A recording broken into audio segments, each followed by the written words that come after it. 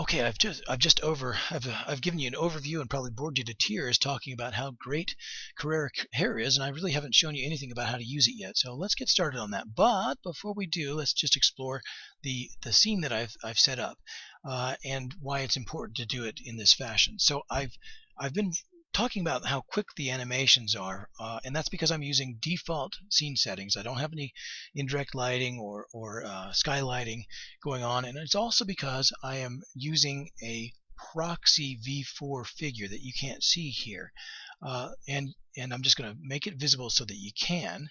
And I've been putting the hair and doing the simulations on this. I'll just turn off the Victoria 4 that I've got there, so you can see it, as it really is. Okay, so this is the proxy figure for the Victoria 4. It's basically just a low polygon object that is sitting in space. It is rigged and has bones so that it acts like conforming clothing for Victoria 4, and wherever Victoria 4 moves, it will move as well. Its whole purpose in being is to be invisible, but to be collided against by the Carrara dynamic hair. Now you may be saying to yourself, well, isn't this a bit of a cheat? Shouldn't I be able to put the dynamic hair directly on the Victoria 4 or the Genesis or whatever, and run the simulation that way? And you absolutely can if you feel like wasting a lot of time. But if you're interested in actually learning the ins and outs of the dynamic hair, it's absolutely necessary that you render animations. And animations can take a long time to render if they're complex. And the simulations for a Victoria 4 are going to be a lot more complex than they would be for this low polygon object. So this low polygon object has a very low number of polygons, whereas a Victoria 4 has tens of thousands of them. And if that hair simulation is colliding against tens of thousands of polygons as opposed to, 100 or so, or obviously the simulations are going to just slow to a crawl. And why punish yourself when there's an easier way to do it with a low proxy figure? Now, I got this low proxy figure from the advanced Carrara tutorials that Phil Wilkes sells over at Infinite Skills, at the Infinite Skills site. And it's a free add-on for those of you who've got those tutorials. If you don't, and I don't blame you if you don't have that kind of money to spend on tutorials. I felt that way in the beginning myself, but if you feel like it's too pricey to purchase the tutorials and get this Victoria 4 figure, just bear in mind this is a very simple object. It's sort of a placeholder. I think that with a couple of cubes and spheres sort of morphed together organically in the modeling room, you could very easily create one of these yourself. The most important principles is that there's going to be a head area that's roughly the same size as our Victoria character for the hair to collide against. The shoulders are also important, and any other parts of the body that you want to interact with the hair. While we're talking about that, let's just take a moment to talk about the fact that the only thing we want the hair colliding with is this proxy figure. None of the high polygon objects in the scene do we want our hair to collide against. So for example, we still have that Victoria 4 in the scene. Whoops, what did I do? Let me make her visible. Oh no, I'm just doing everything wrong. Alright, I'll make the proxy invisible. I'll make the Victoria 4 visible so you can see her. And this is as you can see, it's a Victoria 4 that has a specific character on it. This is Annabelle's facial structure, or morph, by Silver, who I think makes some of the very pretty, most beautiful of the Daz girls. And it's also, the textures are Daisy from Silver as well, if anyone's curious. Let me turn the Victoria 4 proxy visible again. So you can see that they're both in the scene. It's just that the proxy is riding the Victoria 4 like clothes. But if the Victoria 4 collides with the hairs, you've defeated the whole purpose, and the simulations will slow to a crawl once again, and you'll make glacial progress rather than the leaps and bounds and strides that we want to make. And so I'm going to show you how to turn off the ability to collide with hairs on the Victoria 4 and any other parts that, could be the bathing suit, the top, or the bathing suit bottom that you can't see there. Anything that's in the scene that is not going to collide with the hair, or that we don't want to collide with the hair. We want to make sure that we go into on the model, we select the model for it, then we go into the Effects tab, and then we scroll down to the Physical Properties, and there's collide with hairs that we want to make sure is unchecked. I've already done that for everything in this scene except for the Victoria 4 proxy, so we'll leave it at that.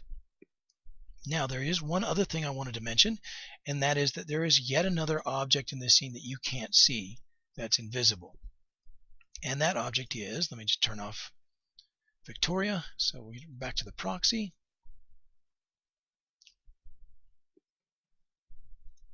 That object is this face shield. Now I'm going to make it visible so you can see what it looks like. This is nothing more than a very primitive cylinder with a made into an oval shape. Very easy to do, even in just the assembly room with primitives, to make something like that. And it's sort of buried in the head of the proxy figure.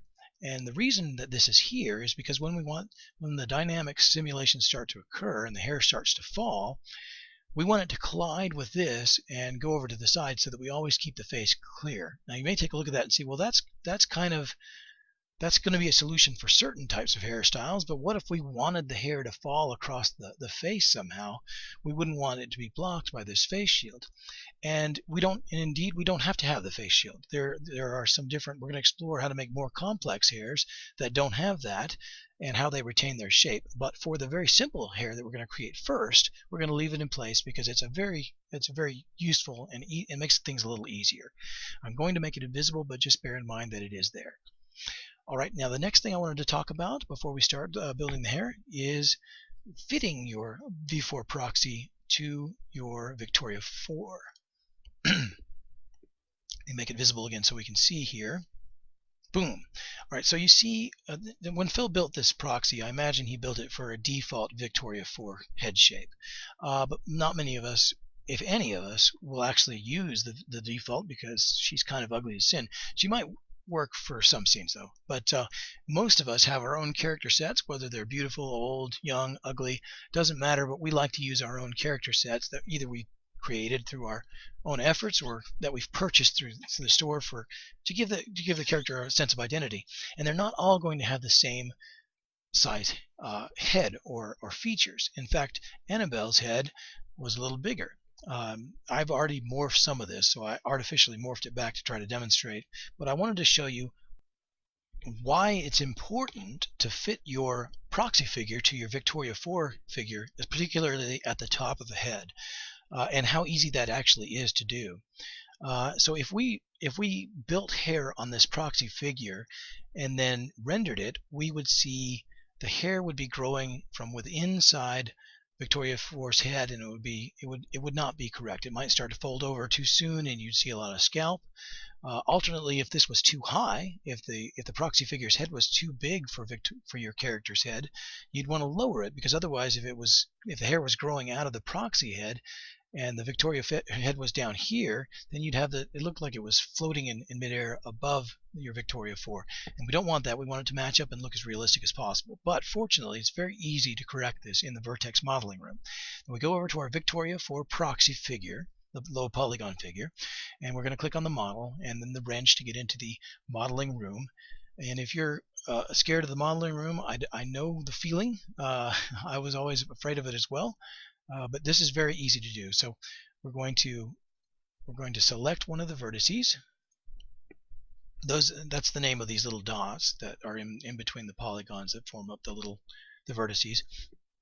And we're going to, over here, we're going to select soft selection. If we didn't have soft selection checked, then when we pulled out the point, it would only pull out just that point and anything that was directly connected to it, and that's no good. It'll give us a little spike there, but that's not really what we want. But if we do soft selection, it's an area effect, and there's a strength of area. So we just pull that out a little bit. It looks about right. Maybe just a smidge. Maybe I might have gone too far there. What I'm doing is I'm looking down at the window into the assembly room to sort of see where it's at in relation. If you didn't catch that, I'll go back and do it again. Originally it was down here, which you can see it shows the scalp, and then when I pull it back up, I was just about got the scalp covered. Just a smidge more. That'll do it. Okay, so now we I did a lot of work to this head to make it resize. I made it wider than it was, and I pulled the eyebrows out. But none of that really matters. I just wanted to show you that technique to resize it because it is important if we want realistic effect. We want the hair to be seen as growing right out of Victoria 4's head, and the proxy object is invisible. So just remember that at the outset, and that makes for a good scene setup. On the next section, we will actually get into, believe it or not, we'll finally get into creating a hair.